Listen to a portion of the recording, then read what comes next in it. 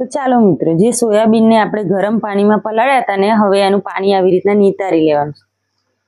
તો મિત્રો, આ રેસીપી તમે એકવાર બનાવીને ખાશો ને તો મંચુરિયનને પણ ભૂલી જશો. જો સોયાબડી કેટલા મસ્ત પલળી અને ફૂલી ગયા છે ને, પણ તમારે આની અંદરથી આવી રીતના બધું પાણી નીચોવી લેવાનું છે.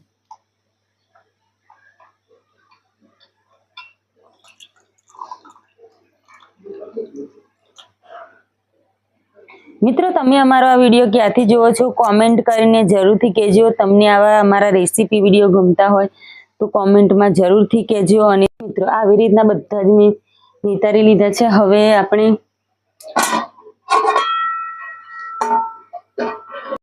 લીલા મરચા, લીલા ધાણા, ડુંગળી કટ કરીને ઝીણી ઝીણી સમારીને લઈ લીધી છે. તો હવે મિત્રો, આપણું તેલ સરસ રીતે ગરમ થઈ ગયું છે. એની અંદર આપણે હવે નાખી દઈશું ડુંગળી.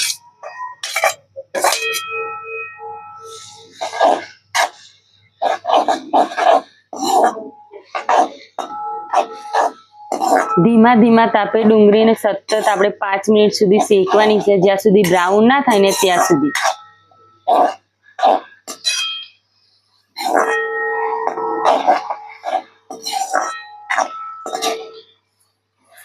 મિત્રો, તમે સોયાબીન નહીં ખાતા હોય ને તો દરરોજ તમે સોયાબીન બનાવીને ખાશો એવી આ રેસીપી છે.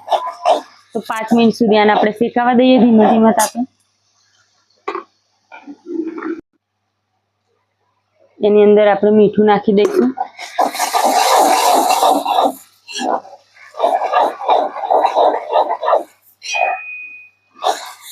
મિત્રો, તમે આપણા ફેસબુક પેજ પર હોય તો આપણા ફેસબુક પેજને ફોલો કરજો, અને આપણી રેસીપી યુટ્યુબ પર જોતા હોય તો આપણી ચેનલને સબસ્ક્રાઈબ કરી અને ડબલ ટેપ કરી લાઈક કરી દેજો, જેથી કરીને આવા નવા નવા રેસીપીના વિડીયો તમને જોવા મળે.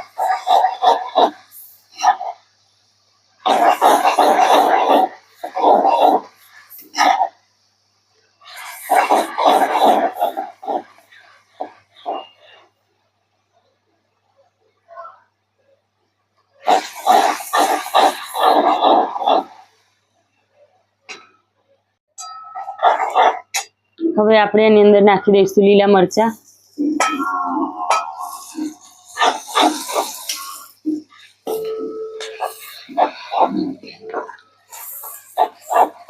લીલા મરચાને પણ કમ્પ્લીટ શેકાઈ જવા દઈશું.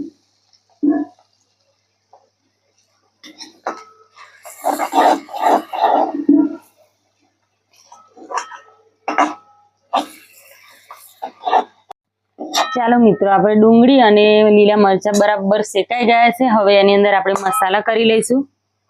1 ચમચી ધાણા પાવડર, 1 ચમચી હળદર, 1 ચમચી સૂકું મરચું, અડધી ચમચી ગરમ મસાલો.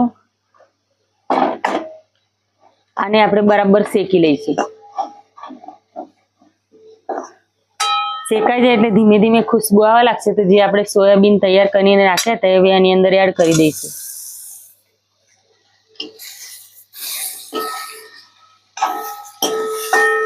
હવે આને બરાબર મિક્સ કરી લઈશું આવી રીતના. આપણે આની અંદર પાણી બિલકુલ પણ નાખવાનું નથી.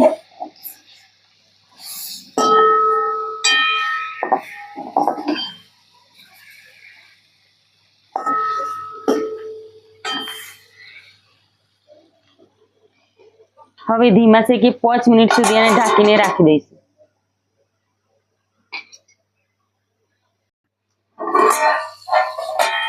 ચાલો મિત્રો, 5 મિનિટ થઈ ગઈ છે અને સરસ મજાના આપણા સોયાબીન બનીને રેડી થઈ ગયા છે. જો બધું જે પાણી હતું ને બધું પાણી બળી ગયું છે. તો હવે આપણે નાખી દઈશું લીલા ધાણા.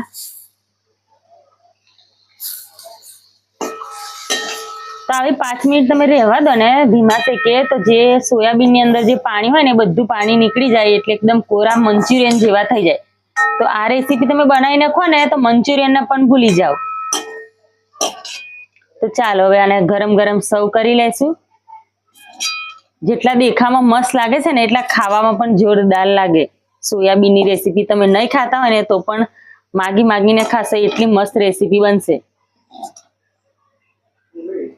જો કેટલા મસ્ત બનીને રેડી થયા છે ને. તો આવી રીતના આ રેસીપીની મદદથી તમે પણ ઘરે જરૂરથી બનાવજો સોયાબીનની રેસીપી.